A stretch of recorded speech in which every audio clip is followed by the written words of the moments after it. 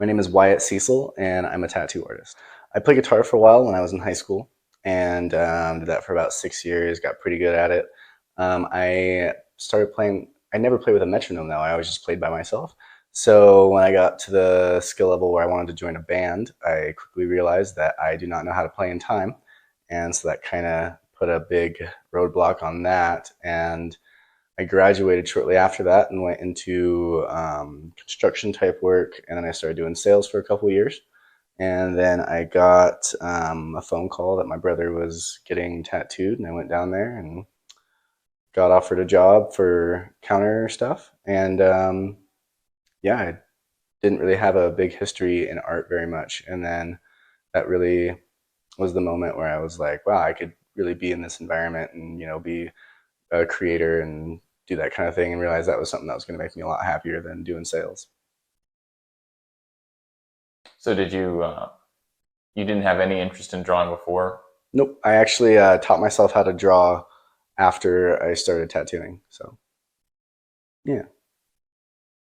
How did you hear about MAD? So my friend Darren puts on the figure drawing sessions out here, and I've always really enjoyed Renaissance style art and stuff like that. So I've always been really into like drawing figures and heads and studying that kind of stuff. And I've always wanted to do some sort of life figure drawing, but there's not a lot of stuff like that around here. And so I got invited via Facebook to that, and then came in here and just loved the space. Is it what artists are your favorites? Which people inspire you? Oh man, Kevin Stroud, James Tex, Michelangelo, Leonardo da Vinci, Raphael, Alfonso Mucha. God, there's so many. Liz Cook, Teresa Sharp, Anthony Tex, um, James Moore.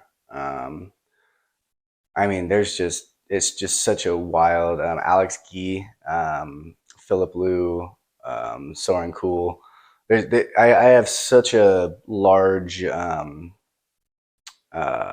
what would you call that? Like reference mindset that like I really pull from so many people, and there's just so much talent out there, from old and new. It's really difficult to kind of nail that down in a specific kind of area, because I have like so many different styles that I pull from to make what I make. So, yeah.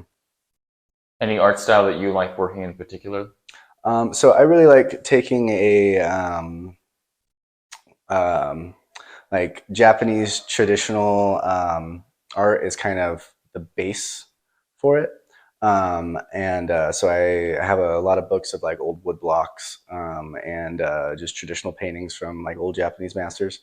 And then when that kind of got, more into the tattoo Japanese type stuff, uh, there's more of like a very concise background, very clear imagery, and a very distinct subject, midground, and background. So that's kind of where I base everything off of, because I feel like it works really well on the skin. It comes across really well as far as being readable. And so, yeah, that's kind of like the base material for it. But I really like having proper proportions and form and heavy contrast and more of a realistic illustrative type vibe to my work. So I take a lot of the traditional Renaissance style approach to drawing as far as like creating my forms and stuff like that. And then I'm always trying to look to nature and to how it's been stylized by different artists, and then kind of bring different ways that they've stylized it into my way of stylizing nature. And then I'm really inspired by a lot of Art Nouveau.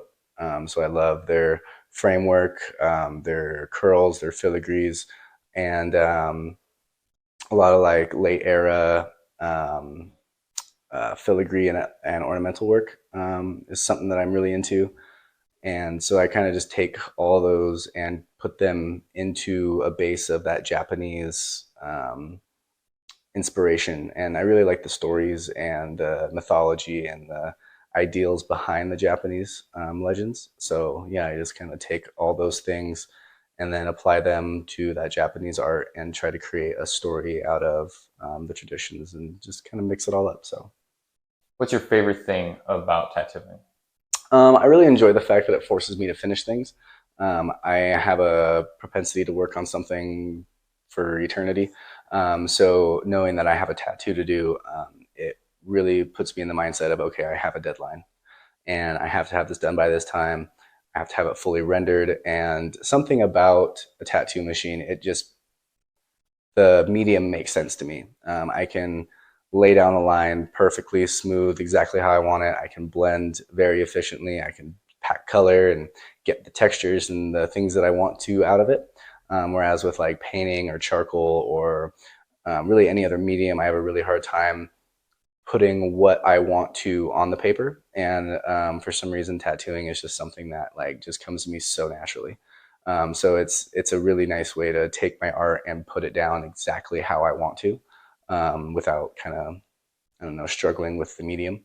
And there's also just something about knowing that, you know, it's not a piece of art on the wall. You know, it's not like somebody's like, oh, I'm going to buy this, you know, and I might take it down later. Like this is the amount of commitment and, you know, that relationship you have with your clients, of the trust and knowing that this is going to be on somebody until the day they die. And even afterwards is really something special. So, Where do you go to feel inspired?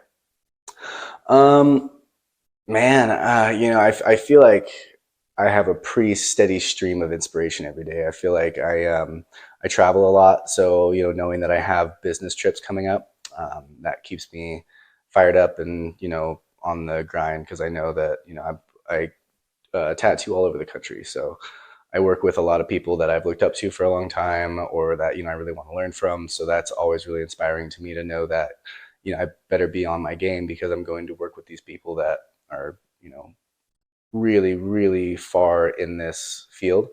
I also have like a $6,000 art book collection. So I have just books on books on books to look through, you know, for compositions and inspiration and stuff like that. I listen to a lot of music. And yeah, I don't know. I think I've really developed um, a life of inspiration, I guess. You know, it's like when I wake up in the morning, I always have new concepts that I need to be working on for, you know, the upcoming weeks and whatnot. And yeah, I just I don't know. Art's all I think about. You know, morning, day, and night. It's why I eat. It's why I sleep. It's why I brush my teeth. So yeah.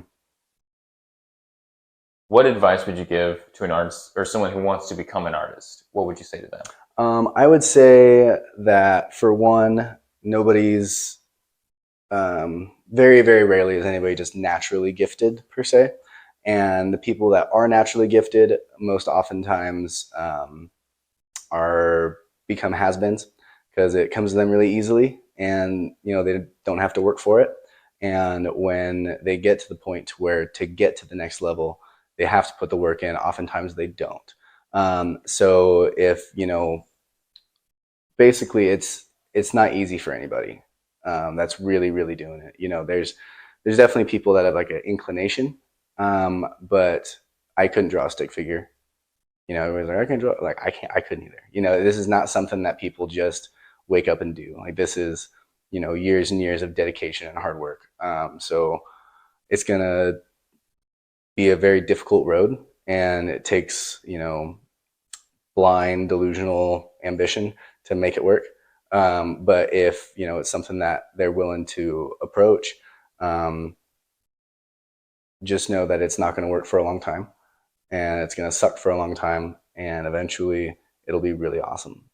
But just don't be afraid to put the work in.